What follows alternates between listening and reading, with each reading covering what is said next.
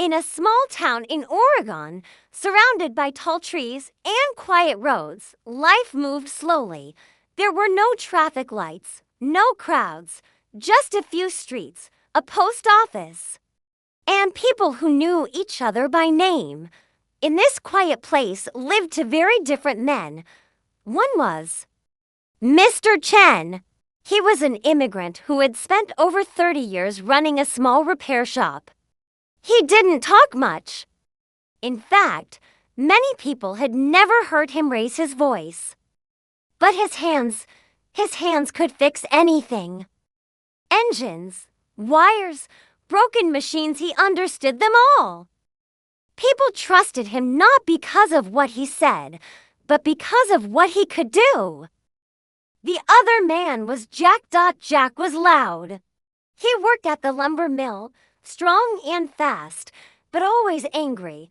His pickup truck was covered with stickers, opinions, warnings, complaints. Everyone in town knew Jack. And everyone knew one thing: don't cross him when he's in a bad mood. By coincidence, they were neighbors. Between them stood a low wooden fence. On one side, silence. On the other, noise. And sooner or later, that difference turned into conflict. Jack complained often. "Your junk is an eyesore," he would shout, pointing at the parts outside the repair shop. "And your dog keeps coming onto my side," he would add. But the truth was, it wasn't about the parts. It wasn't about the dog. It was about something deeper. Jack had a fire inside him, and he didn't know where to put it. So he threw it at whoever was closest, and most of the time, that was Mr. Chen.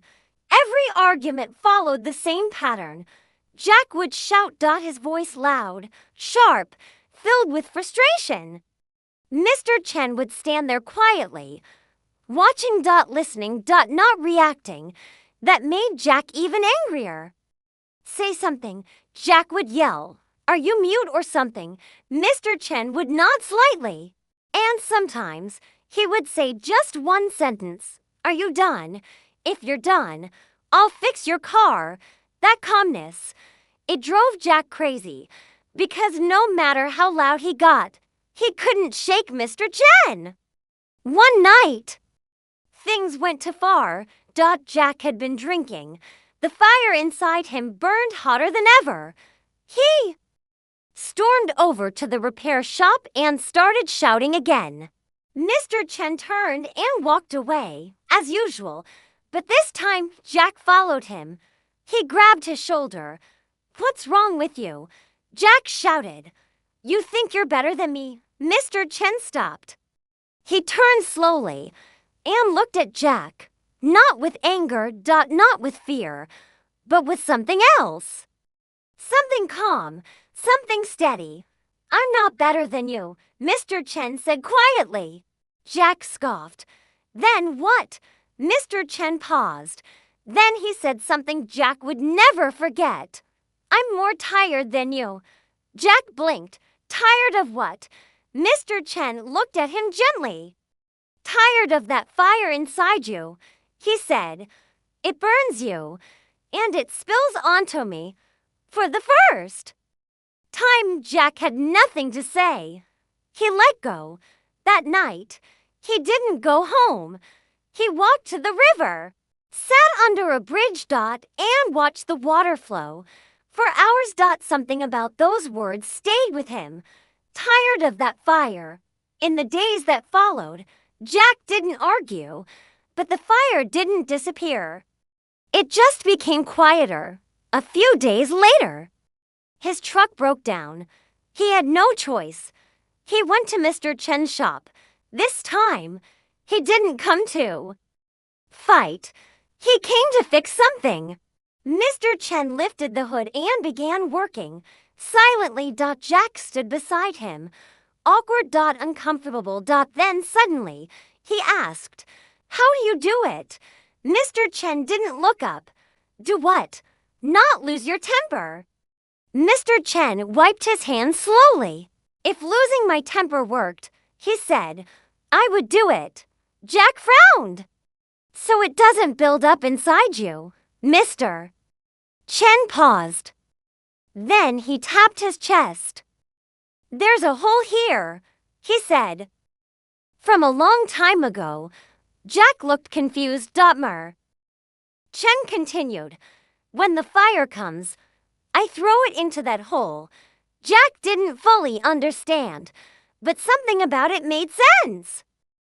This man had seen things, carried things, and yet he chose silence, not because he was weak, but because he knew something Jack didn't. Time passed. Then came autumn. The town planned to build a new road, and that road would pass between their properties. At the town meeting, Jack was furious. He stood up, shouted, slapped the table. They don't respect us, he yelled. They're taking what's ours. People shifted in their seats. Some agreed, some didn't, but everyone felt his anger. In the corner of the room, Mr. Chen sat quietly, saying nothing. When the meeting ended, Jack stormed outside, his chest rising, his hands shaking. And there was Mr. Chen, waiting. Why didn't you support me? Jack demanded. Mr. Chen looked at him calmly. You want the truth? Jack stepped closer. Yes, double quotes. Chen nodded. Half of what you said was right. Jack paused. But the other half, Mr. Chen continued, came from the part of you that feels small. Jack froze. You're afraid, Mr.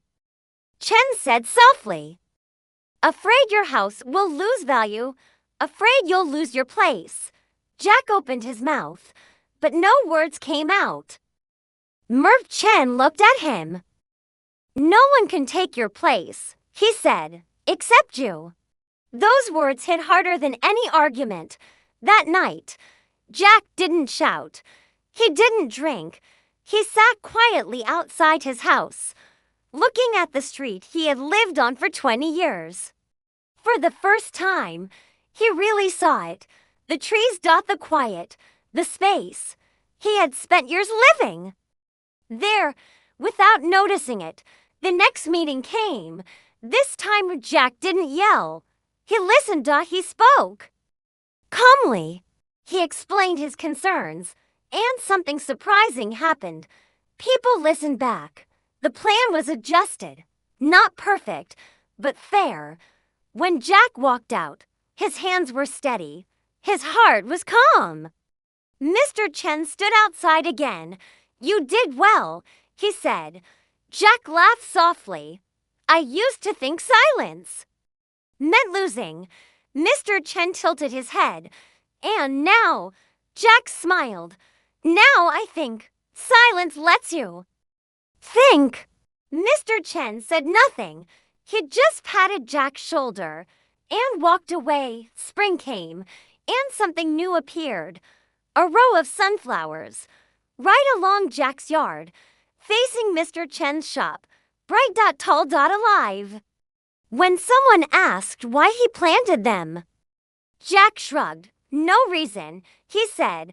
Just thought that side needed some color.